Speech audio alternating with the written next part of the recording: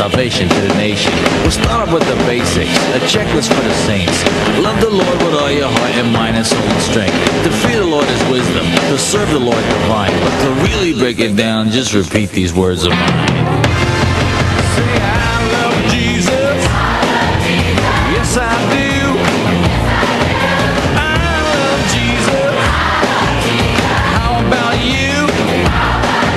I love Jesus. Yes, I do. I love Jesus. How about you? Wait a minute. What the heck is love? I wanna get down on my knees and start pleasing Jesus. I wanna feel His salvation all over my face. In an earlier video in this series, I asked for viewers to try and explain to me what agape or godly love actually meant. Well, in the past week I have uncovered some psychological data that finally explained it for me, although many Christians will completely disagree. A proposed theory states that part of the natural human disposition to follow religion comes actually from another evolutionarily advantageous trait. In the days before civilization and modern technology, the world was a very dangerous and deadly place for young children. When a child was told by a parent or elder to do something, or believe something, it was evolutionarily advantageous for them to believe and obey. If they didn't, it was fairly likely they would not live long enough to reproduce, especially with our ridiculously long maturation period on average of 12 years as opposed to that of chimps or Homo erectus, who reached puberty at the age of 7. As a byproduct of this, children were naturally selected to believe anything they were told by an authority figure, which has proven both advantageous and disastrous in many cases. Obeying will produce dopamine from the reward pathway system when the child believes and obeys an authority figure. It will also help strengthen and reinforce social bonds with their parents, especially when they get praise and acceptance and adoration from their parents and community for obedience. However, the obedience pathway is not foolproof, and since many people for millennia have not really changed or been aware of this trait as they age, they will still favor blind belief or obedience to rational thinking, because we're not naturally evolved for rational thinking.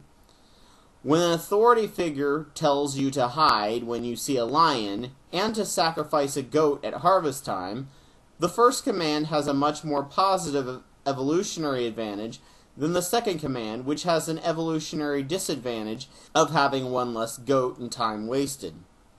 The second command also helps with tribe cohesion. Tribe cohesion can create some weird and sometimes fairly damaging rituals. Even in modern educated societies, weird and illogical rituals can be created when people are living isolated as a group, as my archaeologist girlfriend will attest to.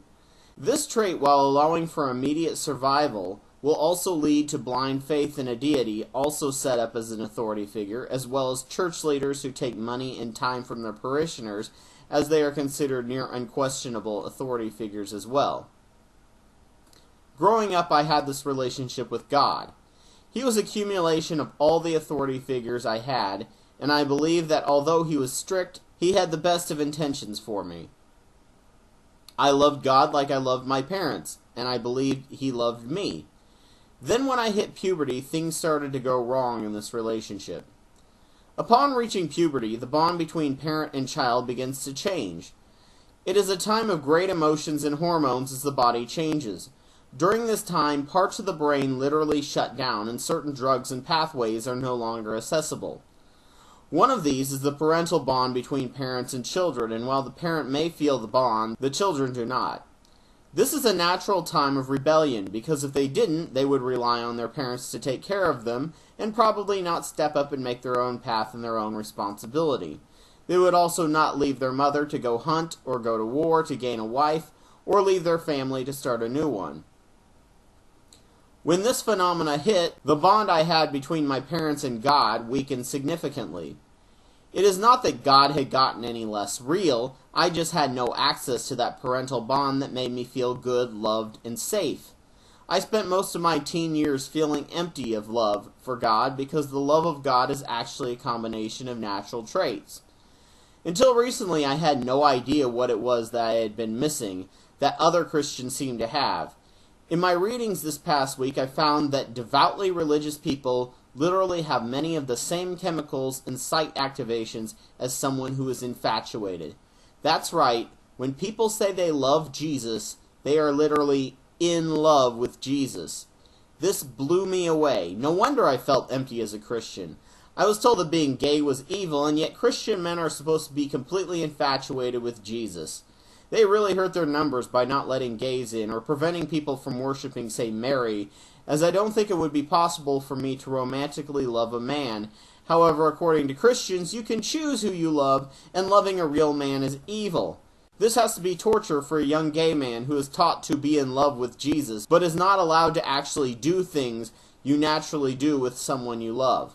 He is taught gay emotions, but not allowed to act on it. Mind you, being in love with Jesus does not make Jesus any more real, even though it feels like it. Infatuation makes you think and act irrationally. It warps reality and makes you do things and think things you would never do otherwise. Many people are infatuated with celebrities, people they don't have a chance with, and even cartoons who aren't real. The phenomena was exploited by the church with icons and paintings to allow people to get excited seeing the one they love, even if that person isn't real. In India, they will make statues of their gods and have the gods come down and live inside the statues for periods of time. People will come and see the statues and will react emotionally the same way they would if they saw their favorite celebrity.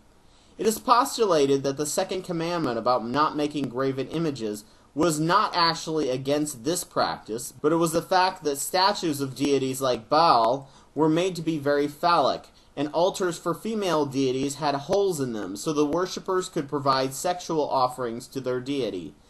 Phallic symbols were used widely throughout the ancient world for this purpose, and the Hebrews and possibly Egyptians believed this practice to be sacrilegious. Just on a side note, did you know that in ancient times the penis was considered a phallic symbol? Anyway, my deconversion started when I could not feel the one-sided pair bonding with Jesus that others had, and since I no longer felt the parental bonds to God, I felt empty and believed there was something wrong with me, like I hadn't prayed hard enough. This led me to depression and guilt to the point that I wished God would kill me, as he wasn't filling me with his love. Having a romantic attachment to an imaginary person is considered a neurosis, as is having one with a celebrity that one will never meet, or if they do, that is kind of called stalking. However, people have this emotion all the time toward God, and it's no wonder they feel he is real. When a person is in love, anything is believable.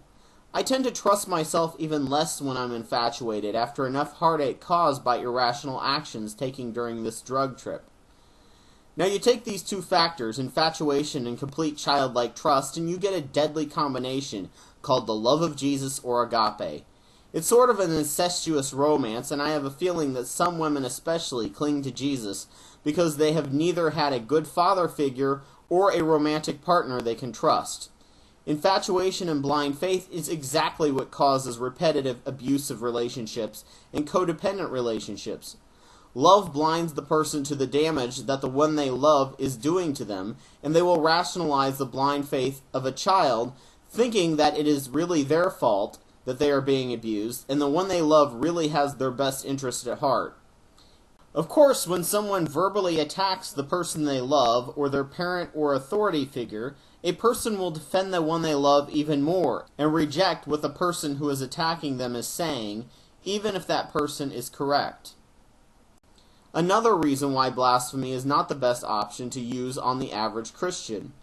Agape is a truly irrational, primitive, immature, and abusive psychosis that only awareness and understanding can change. It conditions us to have unhealthy emotional habits later in life that we will think of as normal.